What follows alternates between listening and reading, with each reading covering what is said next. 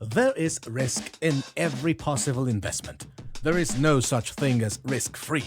And generally speaking, or at least in most investment scenarios, risk and reward are somewhat aligned. But sometimes they are not aligned at all, and you need to be aware of this if you are thinking of making an investment. It's time for you to start learning about the amazing world of risk and reward. And you will in this video.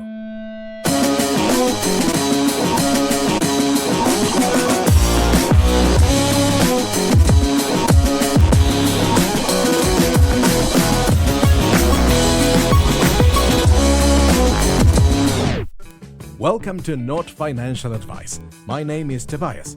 I'm an attorney and international finance expert. And today we'll discuss risk and reward. But you know, one of my oldest dreams was to build an amazing community of investors wanting to learn and be better at it. If you want to be a part of it, please consider supporting this channel on Patreon. And if you like my videos and want to buy me a coffee, that would be amazing too. Thank you. Links down below. Risk and reward. Two of the most important concepts you will ever come across in your investing career. We need to start with the basics, and if you already know what I'm about to tell you, it's always a great opportunity to refresh those concepts just to make sure that you are not making any mistakes. When analyzing a potential investment, imagine the situation as a two-axis matrix. In the axis Y, we have risk, and in the axis X, we have reward. If your investment falls into this quadrant, then it's a low risk, low reward. The classic example of this would be T-bills or any other sovereign or corporate bond with an extensive history of paying and that has never defaulted in the whole history. This is usually considered very low risk, but a very low reward too. A 2% yield is less than inflation, and although the risk is very low, it's still there. So consider if the juice is really worth the squeeze. In the other end of the spectrum, we have high risk, high reward. This quadrant is usually associated with entrepreneurship. For example, if you are planning on opening your own restaurant, the risk is very high. Small businesses are like baby turtles walking on the sand. Some will get to the sea, but many others will become someone else's lunch. Not pun intended. However, if your restaurant survives, then the potential for gains is huge and your money can easily multiply. This quadrant is called the death quadrant. And you guessed it, it's high risk, low reward. You'd be surprised of how many people make this kind of investment.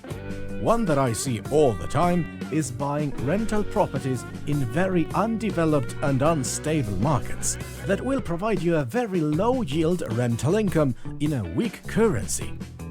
This really amazes me, but there's a lot of people really convinced that just for the fact that they are buying in emerging markets, those economies will emerge. Most of the times, they will collapse over and over again. And then there is also political instability. You may be getting some good yields today with a friendly government, but you may have to try your luck with a crazy dictatorship a few months from now.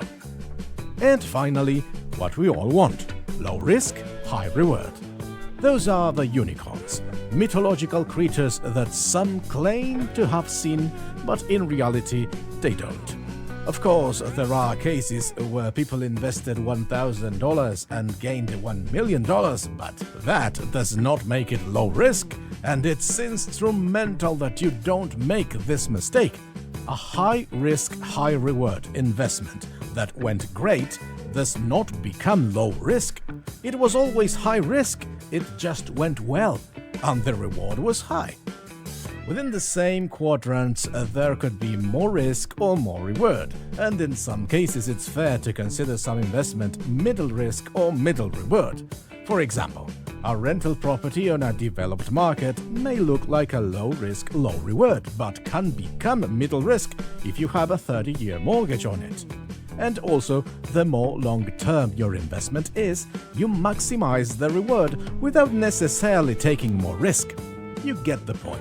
You go and invest, but please assess risk and reward correctly before writing the check. What do you think? Any other examples you may want to share? Tell me in the comments.